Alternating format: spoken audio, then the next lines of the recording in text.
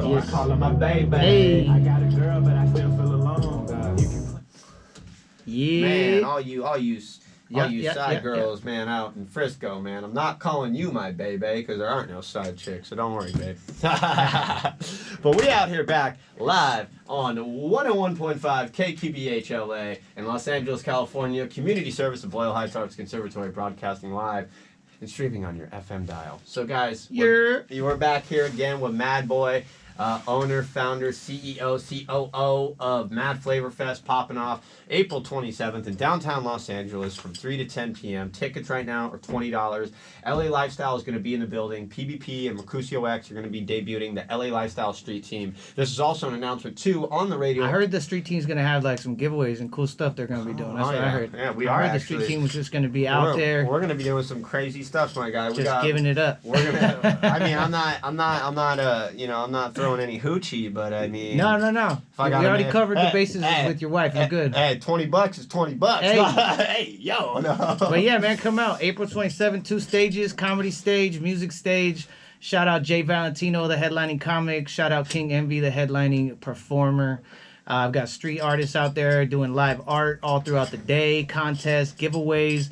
7 different food vendors. It's a vibe. Yeah, let's tap in on some of the things to expect. So what are some of the big things? We got King Envy on the headline. Yep. Jay Valentino on the comedy. Yep. What are some food? I'm a big food guy. Yeah, me too. I'm gonna be tokens and yeah. So we have Sad Girl Creamery, which is like some ice cream. Ooh. We have Laid Cookies. We have James, the pizza guy. We also have Big Papa's Barbecue. We got pizza barbecue. Yeah, we got a taco guy. There's a slushy, like a slushy. Oh, there's this girl who makes like little pies. She makes like these savory and sweet pies, so you can get like a little mini apple pie or a little mini like beef stew pie. Like she makes savory like and she makes savory and sweet. Fire. Yeah, she sold out at the last event, so I brought her back. I was like, dude, everybody loved you once you got going. Everybody kind of got a taste of it.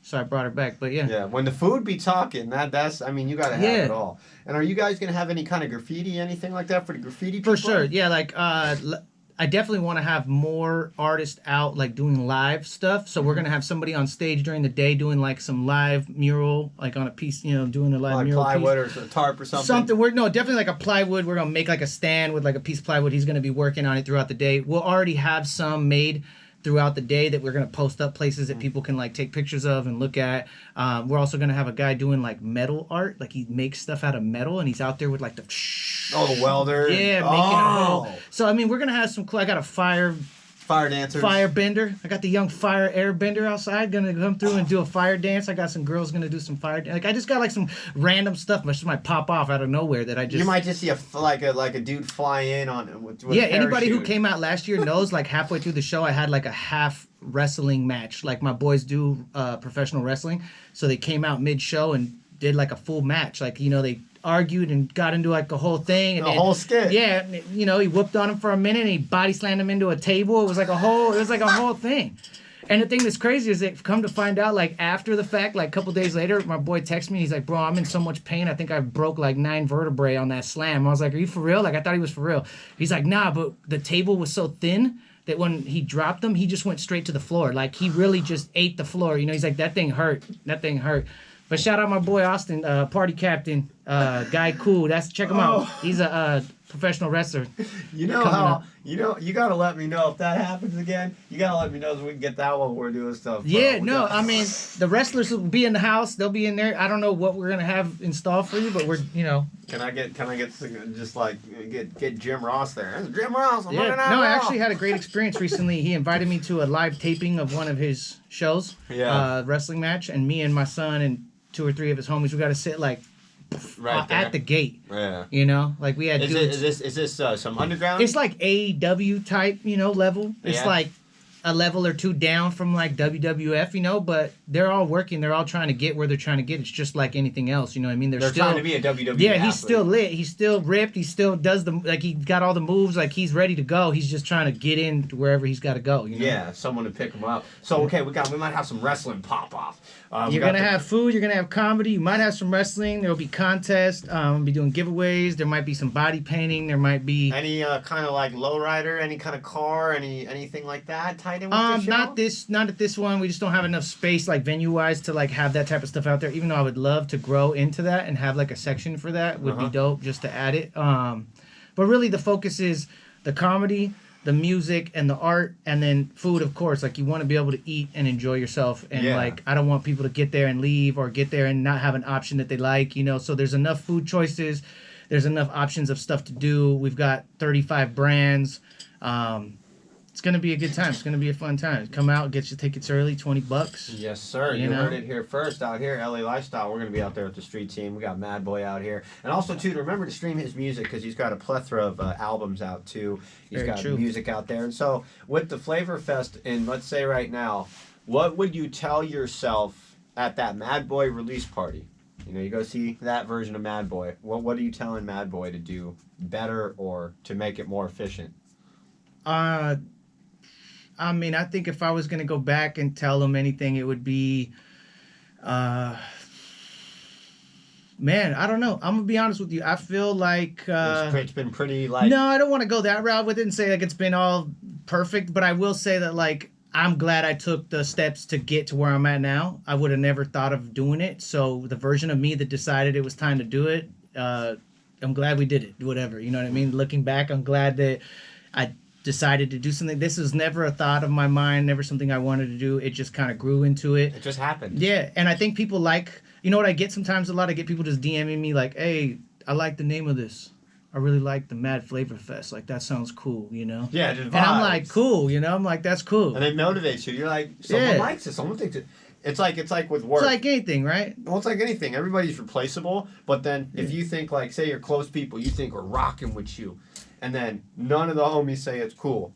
And then, like you say, you're going to rant. Yeah. Well, it's always somebody from outside your circle, because inside your circle, they're used to you already. Like, my homies are used to my ass. They're used to me being loud, over the top, super ambitious, super, like, forward, aggressive. Like, they're used to me to a point where it's, like, non-impressive anymore. But to, like, an outsider who doesn't know that, or not used to it, hasn't been around me for 5 years, they're like, oh, this is cool. Like, I like this. This is, you know, they can give props. It always seems easier for people on the outside to give props than people on the inside. Yeah. You know what I mean? But it's cool. I get it. You know, I'm a dad. I'm old enough to know. I understand, like, logic of how people work. Do you have one kid? Just one. Just one? Yeah. I just had a daughter, so I'm a new dad. I got a 5-month, almost 6-month-old daughter. Oh, okay. Yeah, so I'm on the... That's your only one? Only one, yeah. Okay. Right. It's dope. It's dope. It's dope. You'll love it. You'll either love it or you'll hate it. One of the two. Honestly, I'm starting to love it because the personality's starting to come out, you know, and it gives me more motivation to be here, sitting here every Sunday, you know, get up. Well, you're either gonna like what I'm getting at is like you're either gonna love being a dad and the idea of what a dad is, and just like you're gonna get it and you're gonna want to do it and be there, or you're gonna be like annoyed and frustrated and like it's gonna annoy you. You know what I mean? Because it's a lot. It becomes a lot. You know. Hey, at first I'll tell you, I had a lot of conversations with a lot of people. It was much. You know, I was sitting there like. What I mean, I get a kick. I get like enjoyment out of like trying to give him all the gems that I didn't get. You know, I was like a late bloomer. I had a sister, older sister, so like I didn't get like all the pointers on girls and all that stuff early. I didn't like have a younger brother, an older brother to like kind of, you know, walk the ropes. I was like, you had a younger brother pimping game like that. I had my older sister was like square, so like I was just a late bloomer, so I was just like, you know, I like the fact that I'm like a younger dad. I do music, I do stuff to where like I'm hip to the shit, you know, like I'm hip, so I can like, hey man, I know what's going on and I know what you're doing and I know what's up, and so I kind of like being close enough to age with him as he's growing to like actually have a real close relationship. Like me and my son are super tight. Like we're really close. And that's good too, because I think father-son relationship is super important. Yeah, like, no. If you gotta hide something from your parent, that means you as a parent, you're probably failing. Yeah, I mean, there's definitely a thin line between like being his homie and being his dad. Like, you know, like I'm like his homie, and then there's like a change in my body language a little bit. Like my body language shifts from like relaxed and homie to like it's just different. Like, and he knows like when I'm being serious, and he'll kind of be like, oh shit, my dad's being serious right now. Like, all right, I gotta go, blah blah blah. I gotta chill. But for the most part, he's pretty easygoing. He's a good kid. He's like, I've raised him to be a good kid, so like it's not a surprise to me. Does he play sports or anything other side? He wrestled for a while. He did a little MMA stuff, but then he realized he's just not built for that. Like he's too much of a lover. He's too much of a nice guy to like want to beat up people. It's just not in him like that. I don't want to beat he shifted over and like fell in love. You know, his music. Of course, when you're a kid and you're that age, like music is like humongous. So he loves music.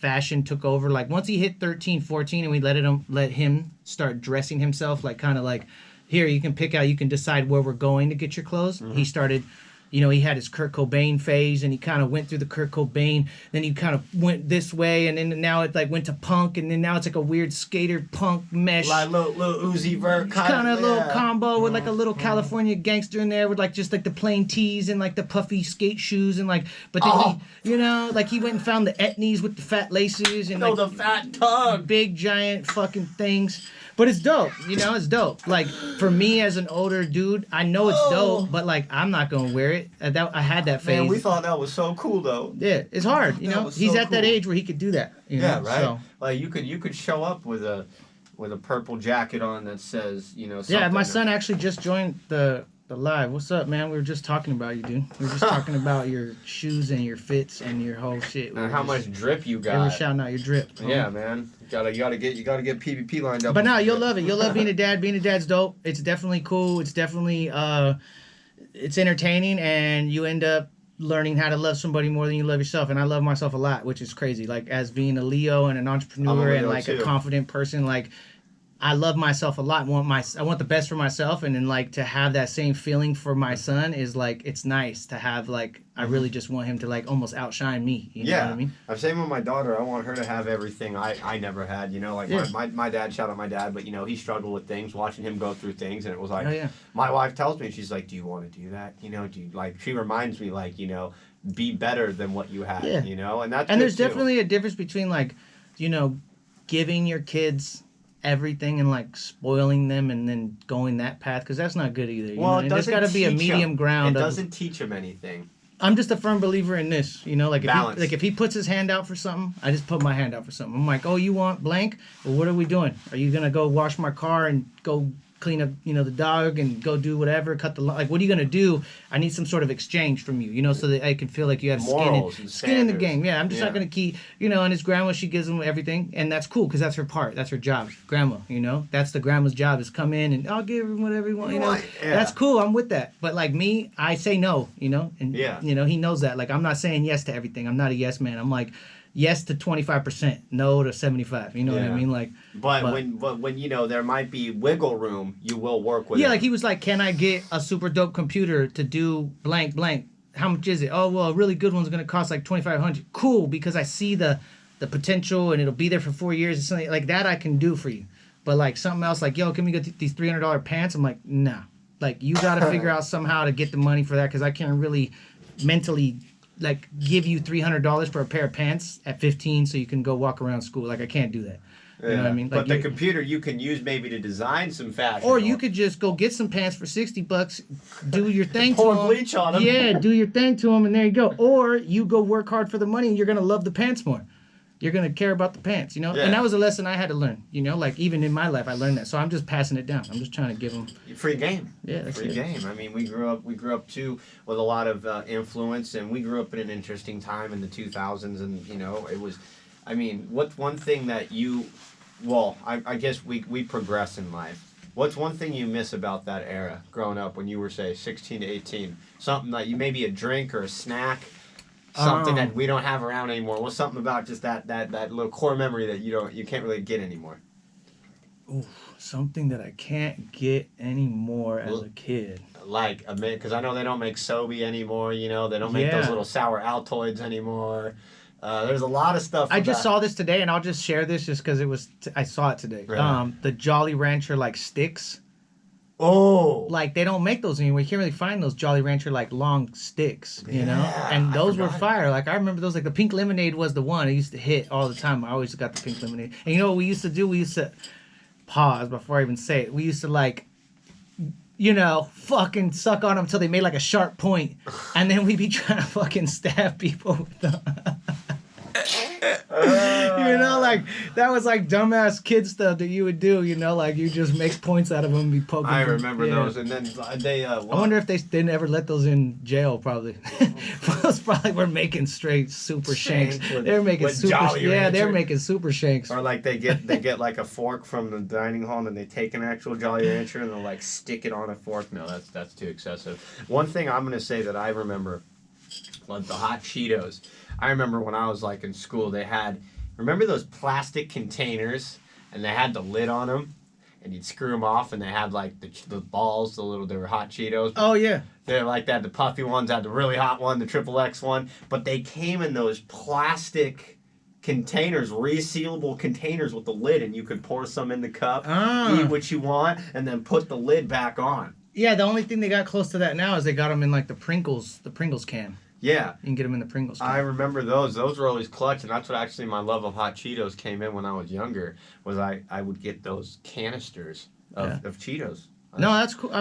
Mine was like, I remember when I was younger, like the cool thing was to find the little basic lollipop and like find the little Indian with the star on there. The Tootsie Pop. Yeah, you remember that? That's like actually crazy. Where I grew up at the hardware store, if you brought in a Tootsie Pop with an Indian on it, he would give you a free Tootsie Pop. Oh yeah, it was something like that. Like if you found the one and brought it back, you'd get a free one. Yeah. So then they stopped wanting to give people free stuff, so they stopped that. Yeah. They're like, we're not doing that. We're not doing that anymore. But I thought you were gonna bring up when you said one thing that I forget or remember from like growing up or the night. You know what I miss? I miss the walk home from school. Like the walk home from school was like so clutch. Like it was just nowadays, I mean, yeah, I feel bad because like my son goes to school 20 minutes away from where we live, so it's like he goes to a better school which is a little further from where we live. But I'd rather our kids have a better form of education. True. Yeah. But like I used to walk to school. Like from 6th grade forward, I walked to school. Like you know, it was about a mile. And then you and your homies after school would go to the snack store or the liquor store. It was like you would leave your house. It's like you're independent. You're by yourself. You like meet up with your homies on the corner. You walk some more. Meet up with another homie. You're like goofing off. You're doing whatever you're doing. You know what I mean? Yeah. After school, you're. But I would say, okay, one thing I miss probably about that would probably be just like sports. Probably that like when you'd have to wait because we only had one gym. Okay. So they would do like, JV goes from 5 to 7, varsity goes from here to here. So we'd have to wait. So there'd be times where we had to wait like 2-3 hours in our town where we were at, so we could running around, going, doing stuff, and I kind of get that where we would go, and the homies that lived, because I didn't live in the town where our school was at. Okay. I had to take the bus in, but when we'd go to the homie's house, and his mom would feed us, so we would walk home from school to his house. Yeah. Well, it was like the first dose of independence, you know what I'm saying? My first dose of independence was when my dad let me stay after school, and he let me take the bus, the actual like bus route we had back home, and there you go. I'd have to meet him at the bottom of the road at this time, and if I didn't, it's like you're responsible to get to the bus. You're responsible, you know, like you gotta pay that $1.25. Probably got your first little $5. You're like, I got $5. I don't know. I might buy some stuff and then not have bus. Yeah, I might just make the wrong decision and buy $5 worth of junk, and now I gotta walk home with all my junk, you know, farther than I could have rode the bus. My walk home would have been 20 miles. Yeah. But no, my walk home was lit. There was like a Dairy Queen. We used to always hit the Dairy Queen and fucking chill. It was cool. Excuse me, I'm sorry. No, we are all good. I was just going to say, we are wrapping up here, Maddd. Coming up to the end of our hour. But before we transition here to our guest, we are going to, or our new DJ, my guest is here. Before we transition here, I'm going to have Maddd just drop social media handles for Maddd Flavor Fest, your social media, and any final thoughts to any of our listeners to get them out there. It's all you, for everybody hanging out listening, once again, I'm Maddd Boyyy. You can find me on all platforms that have music on them, and that's at MADDBOYY. If you want to tap in with what I'm doing personally, you know, being a dad, cooking, dropping music, hanging out, whatever I'm doing, showing you some art, you can follow me on Instagram at MADDBOYTHATBOY. That's Maddd Boyyy, that boy. Same for my Cash App if you just want to send me some bread. But besides that, make sure you guys come out to Maddd Flavor Fest and have a good time with us. $20 tickets, link in the bio. Also, for those rappers out there who are hanging out and listening, I have a contest called Mad Hooks. You can also find that in my bio. I have 4 original hooks with original beats from producer AI, and feel free to use them, make videos, follow the instructions, and you could win $500 and a music video. Oh. So there you go. And then Maddd Flavor Fest. That's Maddd Flavor Fest Instagram. Check us out. Yes. It was cool, man. It was fun hanging out. Yeah, man. Thank you for coming out. Shout out to you, Maddd Flavor Fest. Shout out to Anaheim too. We've had a few artists from Anaheim come out on the show. Yeah. And shout out to, I see you were on Juice podcast. I've been on their show before too. So shout out to those guys. Shout out to Juice. And all those boys. They're gonna be at the Maddd Flavor too. Yeah. Yeah. They're gonna be there doing media and stuff.